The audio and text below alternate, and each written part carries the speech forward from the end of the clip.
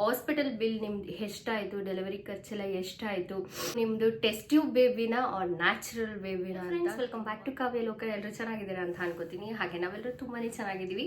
So ಇವತ್ತಿನ video ಅಂತೂ ತುಂಬಾ ರಿಕ್ವೆಸ್ಟೆಡ್ ಅಂತಲೇ ಹೇಳ್ಬೋದು. ಬಿಕಾಸ್ ನನಗೆ ಶೇರ್ ಮಾಡೋದಕ್ಕೆ ಇಷ್ಟ ಇರಲಿಲ್ಲ. ಯಾಕಂದರೆ 1.5 ಇಯರ್ ಆಗ್ತಾ ಬಂತು. ಅವಾಗಿಂದನೂ ನೀವು ಕ್ವಶನ್ಸ್ನ ಕೇಳ್ತಾ ಇದ್ದೀರಾ ನಂದು ಹಳೆ ವಿಡಿಯೋನ ನೋಡಿಬಿಟ್ಟು. ಸೊ ಅದಕ್ಕಾಗಿ ಯಾರಾದರೂ ಪ್ರೆಗ್ನೆನ್ಸಿಲಿದ್ದರೆ ಸೊ ಅವರಿಗೆ ಯೂಸ್ ಆಗುತ್ತೆ ಇದು ಅಂತ ಹೇಳಿಬಿಟ್ಟು ಶೇರ್ ಮಾಡ್ತಾ ಇದ್ದೀನಿ. ಸೊ ಹಾಸ್ಪಿಟಲ್ ಬಿಲ್ ನಿಮ್ದು ಎಷ್ಟಾಯಿತು, ಡೆಲಿವರಿ ಖರ್ಚೆಲ್ಲ ಎಷ್ಟಾಯಿತು, ಸೊ ನಿಮ್ಮದು ಟೆಸ್ಟ್ ಟ್ಯೂಬ್ ಬೇಬಿನ ಆರ್ ನ್ಯಾಚುರಲ್ ಬೇಬಿನ ಅಂತ ತುಂಬ ಜನಕ್ಕೆ ಡೌಟ್ ಇದೆ. ಆ್ಯಕ್ಚುಲಿ ವಿಡಿಯೋ ನೋಡೋರ್ಗಿದೆಯೋ ಡೌಟ್ ಇದೆಯೋ ಇಲ್ವೋ ನಂಗೆ ಗೊತ್ತಿಲ್ಲ. ಬಟ್ ನನ್ನ ಸರೌಂಡಿಂಗಲ್ಲಿ ಏನಿದ್ದಾರೆ ಅವ್ರಿಗೆಲ್ರಿಗೂ ತುಂಬ ಡೌಟ್ ಇದೆ ಆಯಿತಾ. ಏನದು ಆ್ಯಕ್ಟಿಂಗು, ಇದು ಆ್ಯಕ್ಟಿಂಗ್ ಅವ್ರ ಅಣ್ಣನ ನೋಡಿ ಅಚ್ಚನ್ ನೋಡಿ ಕಲ್ತಿರೋದು. ಸೊ ಎಲ್ರಿಗೂ ಡೌಟ್, ನಿಮ್ಮದು ಟೆಸ್ಟ್ ಟ್ಯೂಬ್ ಬೇಬಿನ ಅಥವಾ ನ್ಯಾಚುರಲ್ ಬೇಬಿನ ಅಂತ ತುಂಬ ಜನಕ್ಕೆ ನನ್ನ ಸರೌಂಡಿಂಗಲ್ಲಿ ಇರೋರಿಗೇನೆ ಡೌಟ್ ಇದೆ. ಸೊ ಅದನ್ನು ಇವತ್ತು ಕ್ಲಾರಿಫೈ ಮಾಡಿದ್ರೆ ವಿಡಿಯೋ ನೋಡ್ತಾ ಇದ್ರೆ ಅವ್ರಿಗೂ ಕೂಡ ಒಂದು ಕ್ಲಾರಿಫಿಕೇಶನ್ ಸಿಕ್ಕಂಗಾಗತ್ತೆ.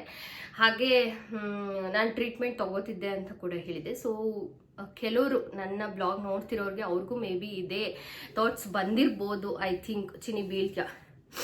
ಸೊ ಅದಕ್ಕಾಗಿ ಅದು ಕ್ಲಾರಿಫೈ ಮಾಡಿದಾಗುತ್ತೆ. ಜೊತೆಯಲ್ಲಿ ನಂದು ಹಾಸ್ಪಿಟಲ್ ಖರ್ಚೆಲ್ಲ ಎಷ್ಟಾಯಿತು ಡೇ 1ಇಂದ ಸೊ ನಂದು ಕಂಪ್ಲೀಟ್ ಡೆಲಿವರಿ ತನಕ ಎಷ್ಟಾಯಿತು ಅನ್ನೋದನ್ನು ಕೂಡ ನಿಮ್ಮ ಜೊತೆ ಶೇರ್ ಮಾಡ್ತೀನಿ. ಬಟ್ ಬಿಲ್ ಇಲ್ಲ, ಬಿಕಾಸ್ ನಾವು ತುಮಕೂರು ಟು ಚಳ್ಳಕೆರೆ ಹೀಗೆ ಓಡಾಡೋದಾಗ್ಬಿಟ್ಟಿದೆ ಅಲ್ವಾ. ಸೊ ಹಾಗಾಗಿ ಎಲ್ಲಿ ಯಾವಾಗ ಇರ್ತೀನಿ ಅಂತ ಗೊತ್ತಿಲ್ಲ. ಸೊ ವಿಡಿಯೋನು ಕೂಡ ಯಾವಾಗ ಮಾಡ್ತೀನಿ ಅಂತ ಗೊತ್ತಿಲ್ಲ. ಸೊ ಹಾಗೆ ಸಡನ್ನಾಗಿ ಸ್ಟಾರ್ಟ್ ಮಾಡಿಬಿಡ್ತೀನಿ.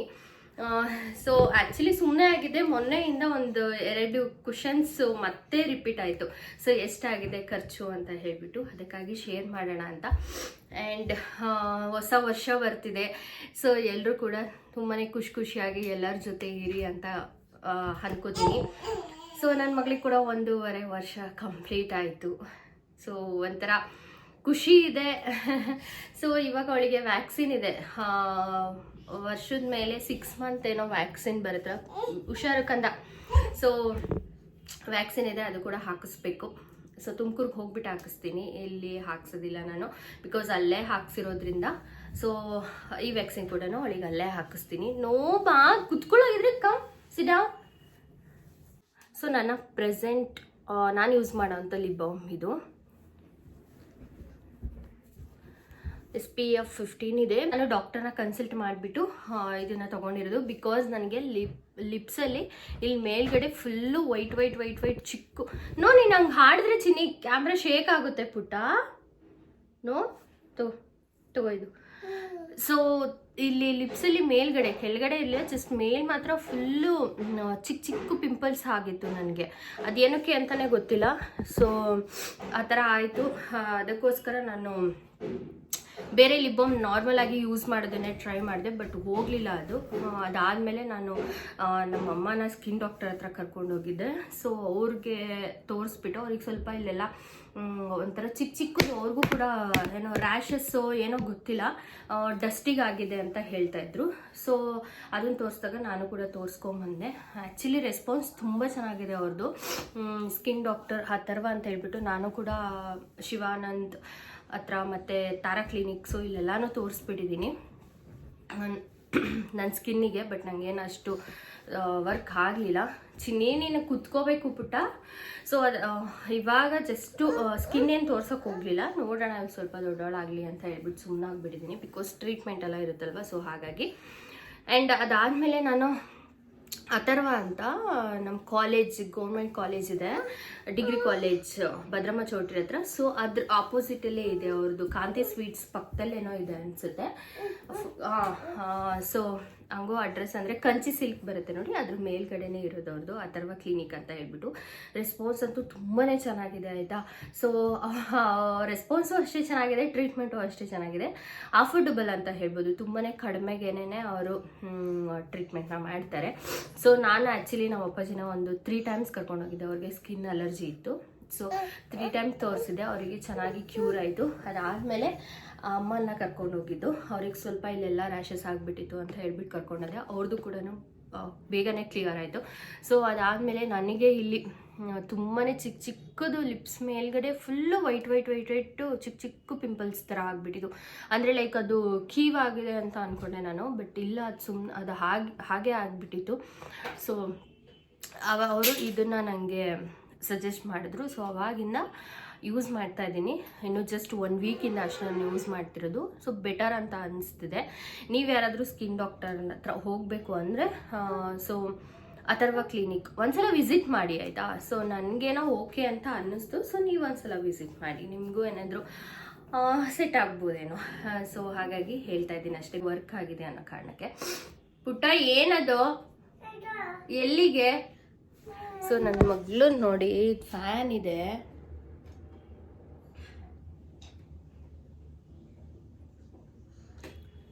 ನಂದು ಟ್ರೈಪಾಡ್ನ ನನ್ನ ಮಗಳು ಹಾಳು ಮಾಡಿರೋದ್ರಿಂದ ನೋಡಿ ಹಿಂಗೆ.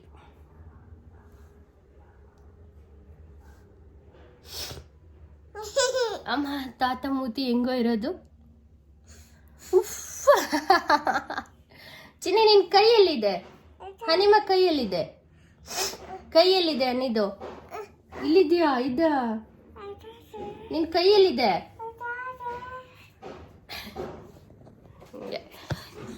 ಆಡ್ಕೊತಾ ಇರ್ತಾಳೆ ಅವಳ ಪಾಡಿಗಳು, ಬಟ್ ಏನೋ ಅಂದರೆ ಸ್ವಲ್ಪ ಕೇರ್ಫುಲ್ಲಾಗಿ ನೋಡ್ಕೊಬೇಕಷ್ಟೇ ಅವಳನ್ನ. ಸೊ ನಂದು ಹಾಸ್ಪಿಟಲ್ ಖರ್ಚು ಬಂದುಬಿಟ್ಟು ಅರೌಂಡ್ ಒಂದು ಅಪ್ರಾಕ್ಸಿಮೇಟ್ ಹೇಳಬೇಕು ಅಂತ ಅಂದರೆ ಒಂದು 4.5 lakhs ಹಾಗಾಗಿದೆ. ಹತ್ತತ್ರ 5 lakhs ಅಂತಲೇ ಹೇಳ್ಬೋದು. ಬಿಕಾಸ್ ನಾವು ಓಡಾಡೋ ಖರ್ಚು ಎಲ್ಲ ಸೇರಿದ್ರೆ 5 lakhs ಅಂತೂ ಆಗಿದೆ ನಂದು. ಸೊ ಡೆಲಿವರಿ ಬಂದ್ಬಿಟ್ಟು ಕಮ್ಮಿನೇ ಇದೆ ಖರ್ಚು, ಆಯಿತಾ. ಸೊ ನಾರ್ಮಲ್ ಎಲ್ಲ ಹಾಸ್ಪಿಟಲಲ್ಲಿ ಇರೋ ಅಷ್ಟೇ ಇದೆ ಅಂತ ಅನ್ಕೋತೀನಿ. ಸಾರಿ, ನಾನು ಕ್ಯಾಮ್ರಾನು ನೋಡಬೇಕು, ನನ್ನ ಮಗಳನ್ನೂ ನೋಡಬೇಕು. ಸೊ ಬಿಕಾಸ್ ಅವಳು ಅಲ್ಲಿ ಆಟ ಆಡ್ತಾ ಇದ್ದಾಳೆ. ಸೊ ಹಾಗಾಗಿ ಎರಡು ಕಡೆನೂ ಮ್ಯಾನೇಜ್ ಮಾಡ್ಕೊಂಡು ಮಾತಾಡ್ತೀನಿ. ಪ್ಲೀಸ್ ಡೋಂಟ್ ಮೈಂಡ್, ಕ್ಯಾಮ್ರಾ ನೋಡ್ಕೊಂಡು ಮಾತಾಡಿ ಅಂತ ಕಮೆಂಟ್ ಮಾಡಿಬಿಡಿ. ಬಿಕಾಸ್ ಅವಳನ್ನೂ ನೋಡಬೇಕಲ್ವ. ಸೊ ಹಾಗಾಗಿ ಸೊ ನೋಡಿ, ಇಲ್ಲೊಂದ್ಸಲ ಬರ್ತಾಳೆ, ಅಲ್ಲೊಂದ್ಸಲ ಹೋಗ್ತಾಳೆ.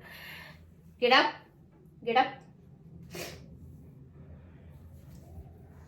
ಬರ್ತೀಯಾ? ಸೊ ಎಲ್ಲ ಹಾಸ್ಪಿಟಲಲ್ಲಿ ಇರೋ ಥರನೇ ಅಲ್ಲೂ ಕೂಡ ಪ್ರೈಸ್ ಹಾಗೆ ಇದೆ. 80,000 ಆ ಥರನೇ, 80,000ದಿಂದ 90,000. ಸೊ ಇಷ್ಟೇ ಖರ್ಚಿರೋದು. ಅಲ್ಲೂ ಕೂಡ ಏನು ಲ್ಯಾಕ್ಸ್ ಟುಗೆದರ್ ಏನಿಲ್ಲ ಡೆಲಿವರಿ ಖರ್ಚು. ಸೊ ಅದರ್ವೈಸು ನಾವು ಡೇ 1ಇಂದ ಸ್ಕ್ಯಾನಿಂಗ್, ಪ್ರತಿಯೊಂದು ಸ್ಕ್ಯಾನಿಂಗ್ ಇರ್ಬೋದು ಅಥವಾ ಮೆಡಿಸನ್ ಇರ್ಬೋದು. ಸೊ ಇದೆಲ್ಲದು ಸೇರಿಸ್ಬಿಟ್ಟು ನಾನು ಹೇಳ್ತಾ ಇರೋದು. ಆ್ಯಂಡ್ ನಾರ್ಮಲ್ ಆಗಿ ಎಲ್ರದ್ದು ಅಷ್ಟು ಖರ್ಚು ಬರೋದಿಲ್ಲ ನನ್ನಷ್ಟು. ನನಗೆ ಒಂದು ಅಬಾರ್ಟ್ ಆಗಿತ್ತಲ್ವ. ಸೊ ಅದಾದಮೇಲೆ ನೆಕ್ಸ್ಟು ನಾನು ಕನ್ಸೀವ್ ಆದಮೇಲೆ ನನಗೆ ಆ ಮಗುನೂ ಅಬಾರ್ಟ್ ಆಗಿಬಿಟ್ರೆ ಅನ್ನೋ ನಂಗೆ ಸಖತ್ ಭಯ ಇತ್ತು. ಸೊ ಆಯಿತಾ, ಆ ಟೈಮಲ್ಲಿ ಇದ್ದೇ ಇರುತ್ತಲ್ವ ನಾರ್ಮಲ್ ಆಗಿ. ಸೊ ಅಷ್ಟು ಭಯ ನನಗಿತ್ತು. ಸೊ ಅದಕ್ಕೋಸ್ಕರ ನಾನು ಡಾಕ್ಟರ್ ಹತ್ರ ಈ ಥರ ಫಸ್ಟ್ ಆಗಿದ್ದು ನಾನು ಬೇರೆ ಕಡೆ ತೋರಿಸಿದ್ದು ಅಂತ ಹೇಳಿಬಿಟ್ಟು, ಸೊ ನಾನು ಇರ್ರೆಗ್ಯುಲರ್ ಪೀರಿಯಡ್ನ ನಾನು ಆದರ್ಶದಲ್ಲೇ ತೋರಿಸಿದ್ದು, ಆಯಿತಾ. ಸೊ ನೋಡಿ ಹಿಂಗೆ ಆಡ್ತಾಳೆ, ನಾನು ಹೆಂಗೆ ಮಾತಾಡಬೇಕು. ನೀನು ಕೆಳಗಡೆ ಹೋಗ್ಬಿಟ್ಟ, ಗೋ ಬಾಯ್. ಸೊ ನಾನು ಇರೆಗ್ಯುಲರ್ ಪೀರಿಯಡ್ಗೆ ಅಲ್ಲೇ ತೋರಿಸಿದ್ರಿಂದ ನೆಕ್ಸ್ಟು ಪ್ರೆಗ್ನೆನ್ಸಿ ಕೂಡ ನಾನು ಫಸ್ಟು ಬೇರೆ ಕಡೆ ತೋರಿಸಿದ್ದೆ. ಅದಾದಮೇಲೆ ನೆಕ್ಸ್ಟು ನಿಮಗೆ ಲಾಸ್ಟ್ ವೀಡಿಯೋದಲ್ಲಿ ನಾನು ಶೇರ್ ಮಾಡಿದ್ದೆ ಅನ್ಕೋತೀನಿ ಎಲ್ಲಿ ತೋರಿಸಿದ್ದೆ ಅಂತ. ಯಾರಾದರೂ ನೋಡಿಲ್ಲ ಅಂದರೆ ನಾನು ಹೈಕಾರ್ಡಲ್ಲಿ ಹಾಕಿರ್ತೀನಿ, ಚೆಕ್ ಮಾಡಿ, ಆಯಿತಾ. ಸೊ ನಾನು ಬಂದುಬಿಟ್ಟು ನೆಕ್ಸ್ಟು ನನಗೆ ಅದೇ ಥರ ಅಬಾರ್ಟ್ ಆಗಬಾರ್ದು ಅನ್ನೋ ಒಂದು ರೀಸನ್ಗೆ ನಾನು ಇಂಜೆಕ್ಷನ್ಸ್ನ ತೊಗೋತಿದ್ದೆ.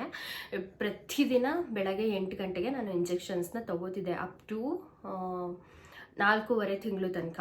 ಸೊ 1 ತಿಂಗಳು 1.5 ತಿಂಗಳಿಂದ 4.5 ತಿಂಗಳು ತನಕ ನಾನು ಡೈಲಿ ಇಂಜೆಕ್ಷನ್ಸ್ನ ತೊಗೋತಿದ್ದೆ. ಡೈಲಿ ಬಂದುಬಿಟ್ಟು 450 ರೂಪೀಸ್ ಇಂಜೆಕ್ಷನ್ಸ್ನ ತೊಗೋತಿದ್ದೆ. ಮತ್ತು ವೀಕ್ಲಿ 2 ಇಂಜೆಕ್ಷನ್ಸ್ನ ತೊಗೋತಿದ್ದೆ.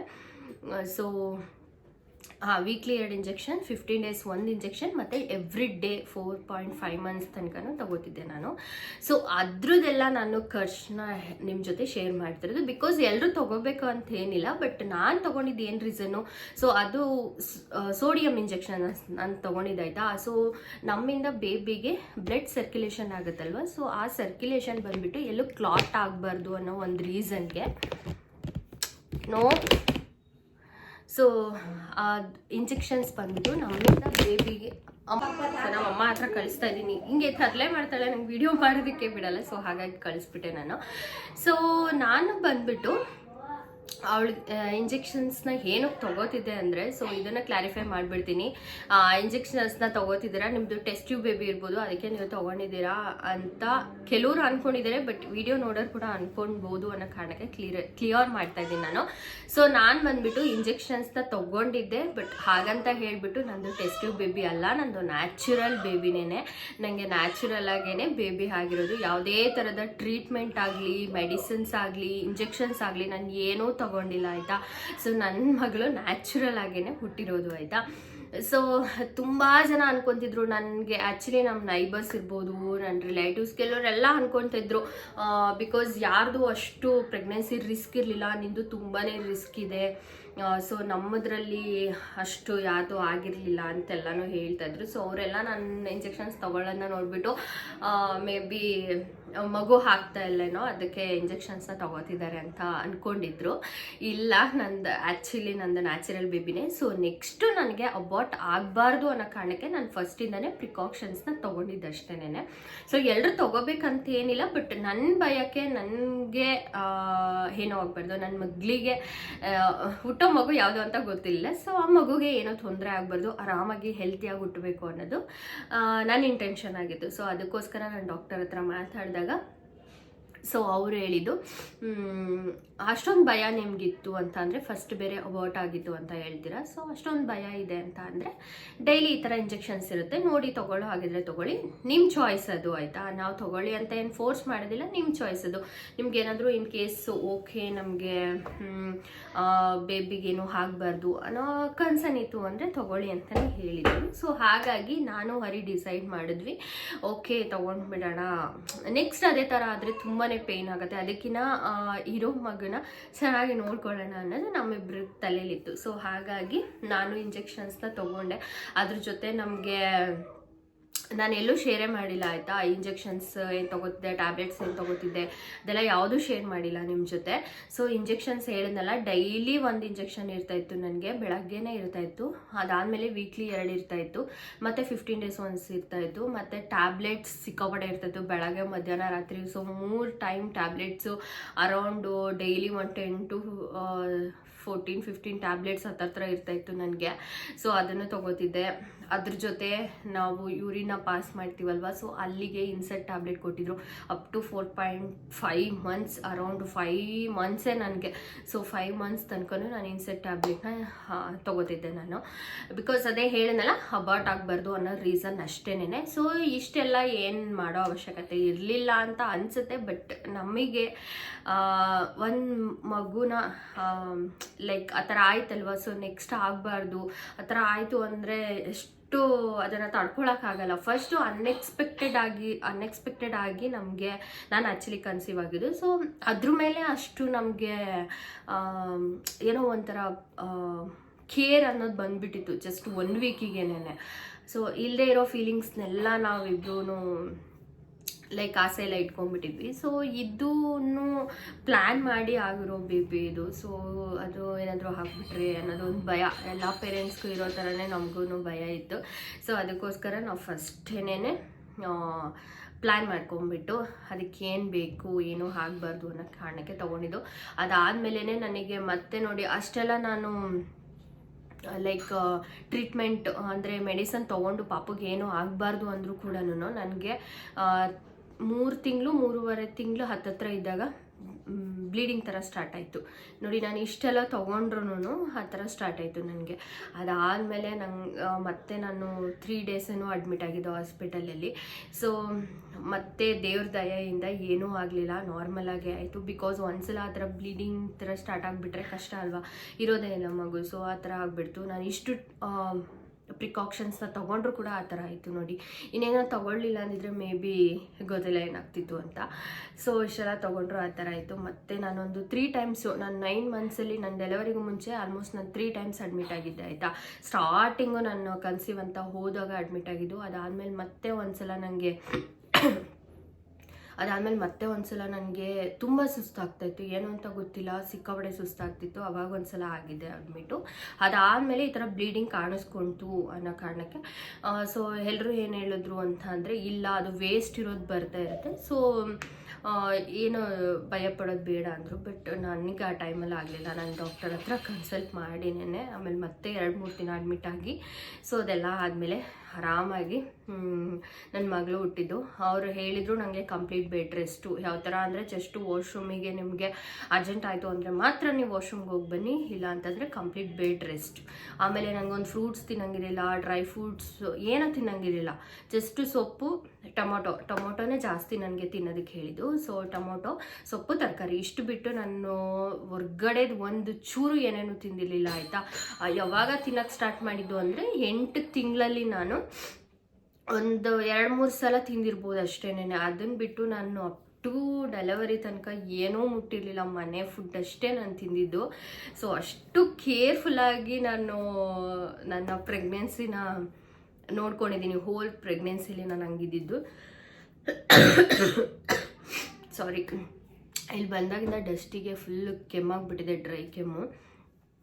ಸೊ ಇಷ್ಟು ನನ್ನ ಪ್ರೆಗ್ನೆನ್ಸಿದು. ಹಾಗೆ ನಾನು ಕ್ಲಾರಿಫೈ ಮಾಡಿದ್ದೇನು ಅಂತ ಅಂದರೆ, ನಂದು ಟೆಸ್ಟ್ ಟ್ಯೂಬ್ ಬೇಬಿ ಅಲ್ಲ, ನಂದು ನ್ಯಾಚುರಲ್ ಬೇಬಿ ಆಯಿತಾ. ಹಾಗೆ ಅಮೌಂಟ್ ಎಲ್ಲ ಬಂದುಬಿಟ್ಟು ಹೇಳಿದ್ನಲ್ವ, ಸೊ ನಿಮಗೆ ಡೆಲಿವರಿ ಖರ್ಚು ಬಂದುಬಿಟ್ಟು ಡೆಲಿವರಿದು ಬಂದುಬಿಟ್ಟು ಒಂದು 70,000 to 80,000 ಅಷ್ಟೇ ಆಗೋದು, ಅದ್ರ ಮೇಲೆ ಏನು ಆಗೋದಿಲ್ಲ ಆಯಿತಾ. ಸಾರಿ, ಸೊ ಅಷ್ಟೇ ಆಗೋದು. ಅದನ್ನು ಬಿಟ್ಟು ನಿಮಗೆ ಮೆಡಿಸನ್ ಬಂದುಬಿಟ್ಟು ಸ್ವಲ್ಪ ಕಾಸ್ಟ್ಲಿ ಇದೆ ಅಲ್ಲಿ. ಸೊ ಮೆಡಿಸನ್ ಎಲ್ಲ ಬಂದ್ಬಿಟ್ಟು ಸ್ವಲ್ಪ ಕಾಸ್ಟ್ಲಿನೇ ಇದೆ, ಬಟ್ ಡೆಲಿವರಿ ಖರ್ಚು ಇಷ್ಟೇ ಆಗುತ್ತೆ. ಮೆಡಿಸನ್ ಇಷ್ಟು ಅಂತ ಹೇಳೋಕ್ಕಾಗಲ್ಲ, ಬಿಕಾಸ್ ನನಗಿನ ನಿಮ್ಗೆ ತೀರಾ ಕಮ್ಮಿ ಆಗ್ಬೋದು ಆಯಿತಾ. ಸೊ ನಮ್ಮ ಅಕ್ಕದ್ದು ಬಂದುಬಿಟ್ಟು ನೋಡಿ, ನನ್ನ ಮಗಳು ಅಲೆ ಆಳ್ತಾ ಇದ್ದಾಳೆ. ಸೊ ನಮ್ಮ ಅಕ್ಕಂದು ಬಂದುಬಿಟ್ಟು ಜಸ್ಟ್ 60,000 ಆಗಿತ್ತು ಅಷ್ಟೇ, ಅದೇ ಹಾಸ್ಪಿಟಲಲ್ಲೇ ಬರೀ 60,000. ಆದರೆ ಡೆಲಿವರಿದಲ್ಲ, ಜಸ್ಟ್ ಮೆಡಿಸನ್ ಬರೀ ಅಷ್ಟೇ ಆಗಿದ್ದು ಅವಳದು. ಬಟ್ ನಂದು ಈ ಥರ ಎಲ್ಲ ನಾನು ತೊಗೊಂಡಿದ್ರಿಂದ, ಬಿಕಾಸ್ ನಂದು ಇರ್ರೆಗ್ಯುಲರ್ ಪೀರಿಯಡ್ ಇತ್ತಲ್ವ, ಸೊ ನಂದು 3 months ಆದರೂ ಪೀರಿಯಡ್ ಆಗ್ತಿರ್ಲಿಲ್ಲ. ಆ ಒಂದು ರೀಸನ್ಗೆನೇ ನಾನು ಈ ಥರ ಸೋಡಿಯಂ ಇಂಜೆಕ್ಷನ್ಸ್ ಎಲ್ಲ ತೊಗೊಂಡಿದ್ದು. ಸೊ ಮತ್ತೆ ಆ ಥರ ಆಗಿಬಿಟ್ರೆ ಅನ್ನೋ ಒಂದು ಭಯಕ್ಕಷ್ಟೇನೆ. ಸೊ ನಮ್ಮ ಅಕ್ಕದ ಬರೀ 50,000 to 60,000 ಅಷ್ಟೇ ಆಗಿದ್ದು ಮೆಡಿಸನ್ದು. ಸೊ ನಿಮ್ಮದು ಅದಕ್ಕಿಂತ ಕಮ್ಮಿನೂ ಆಗ್ಬೋದು, ಅದಕ್ಕಿಂತ ಜಾಸ್ತಿನೂ ಆಗ್ಬೋದು. ಸೊ ನನ್ನಷ್ಟೇ ಆಗ್ಲೂಬೋದು, ಬಿಕಾಸ್ ನನ್ನ ಜೊತೆಲೇನೆ ಒಂದು 3 ಜನ ಸೇಮ್ ಏಜ್, ನಂದು ಅವ್ರದ್ದೆಲ್ಲ ಸೇಮ್ ಏಜು.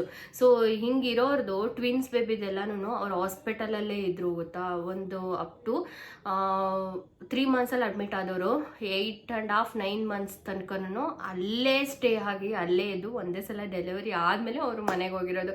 ಸೊ ಈ ಥರ ಎಲ್ಲ ಕಂಡೀಷನ್ಸ್ ಇತ್ತು ಅಲ್ಲಿ. ಹಾಸ್ಪಿಟಲಲ್ಲಿ ಬರೋರು ಯಾವ ಥರ ಅಂದರೆ ತುಂಬ ಕ್ರಿಟಿಕಲ್ ಇರೋವಂಥ ಪ್ರೆಗ್ನೆನ್ಸಿ ಅವ್ರದ್ದು ಏನಿರುತ್ತೆ ಆ ಥರದವ್ರು ಬರ್ತಾರೆ, ಕನ್ಸೀವ್ ಆಗಿರೋರು ಕೂಡ ಬರ್ತಾರೆ, ಮಗು ಆಗದೆ ಇಲ್ದವರು ಬರ್ತಾರೆ.